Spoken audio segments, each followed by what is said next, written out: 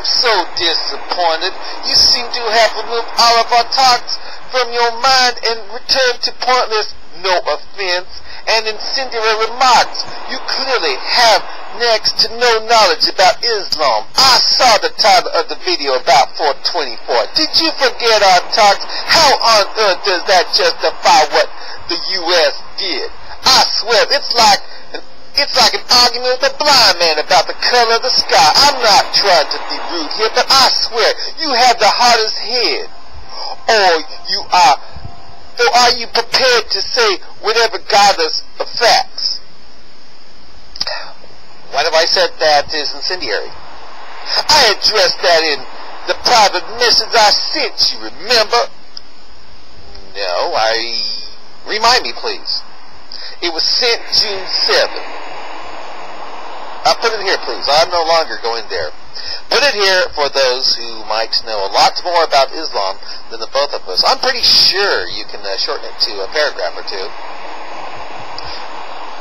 Yeah, I mean, I'm tired of that personal messaging with you. I want you to address me here from now on.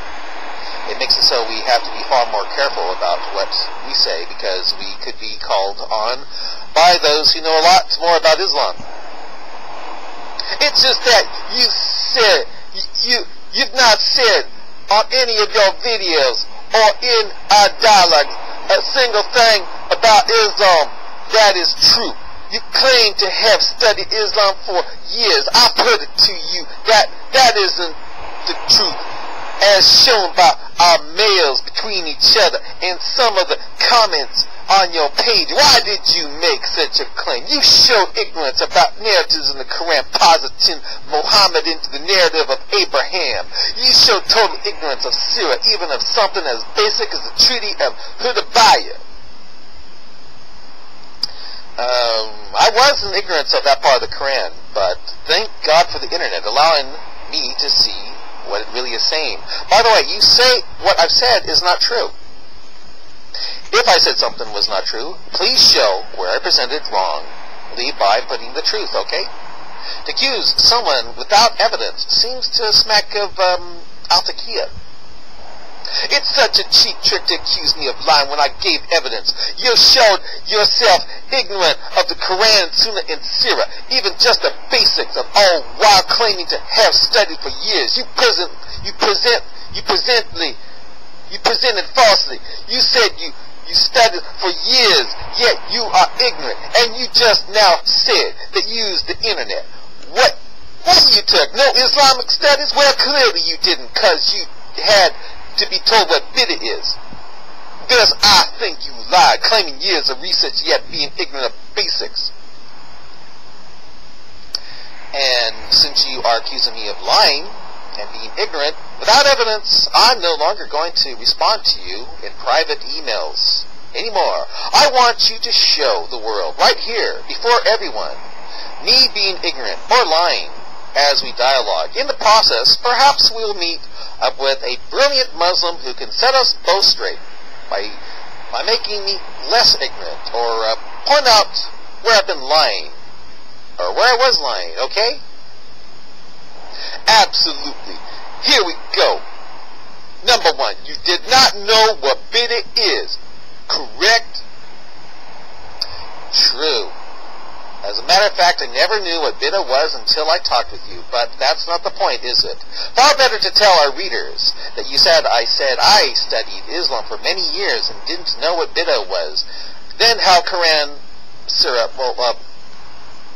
chapter 424 not only allows for slavery, but allows a Muslim to have sex with his married slave girl, taking away, or at least easing, the gripe of African Americans.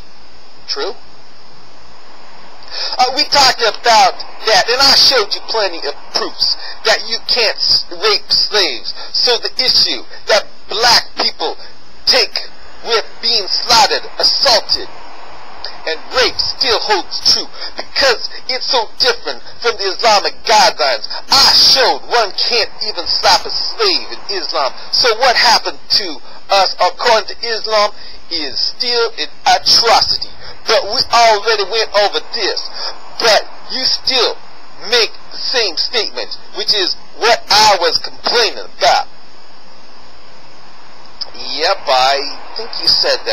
but you also said that Quran 9, verse 1 through 5, and Quran 9, verse 29 is a result of pagans breaking treaties first, and you said paying the jizya wasn't discriminatory against non-Muslims.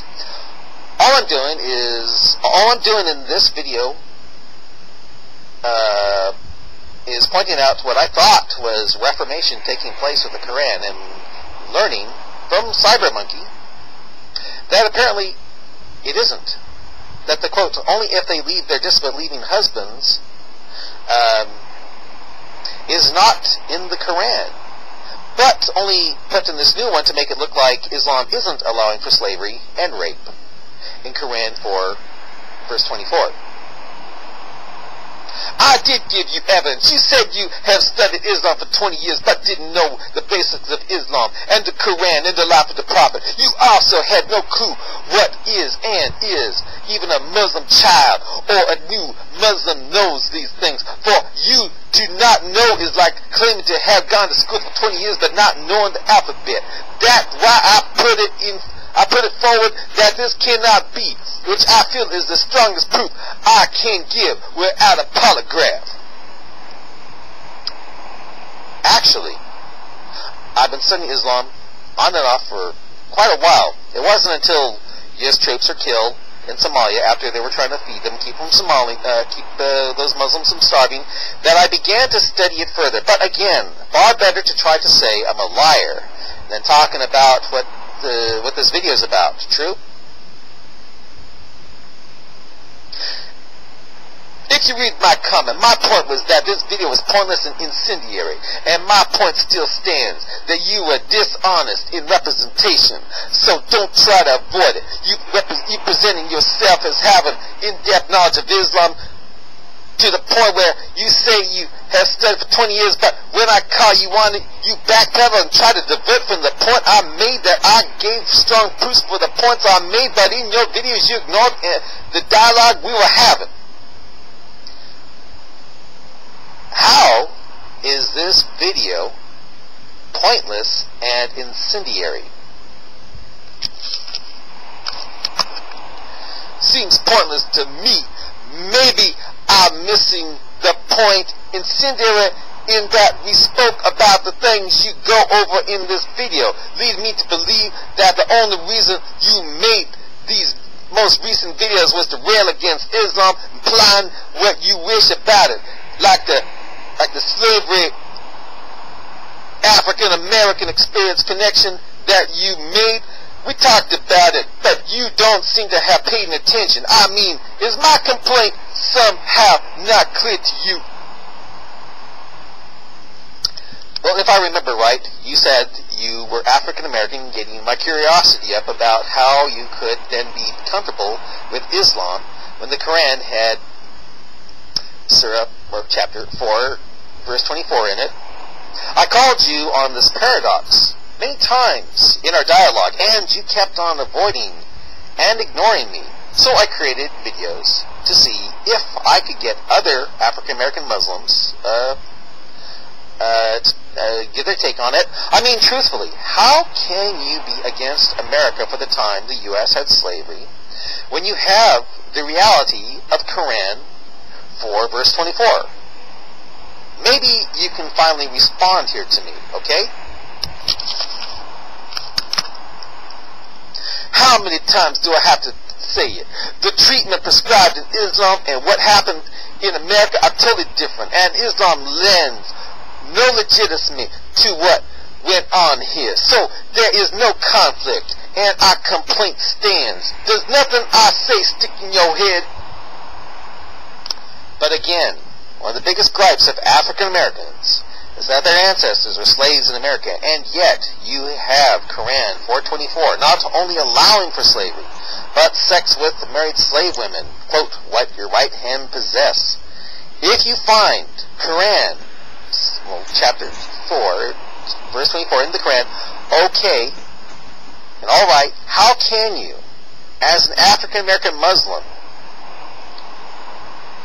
have much gripe for the time America had slavery? How? Come in.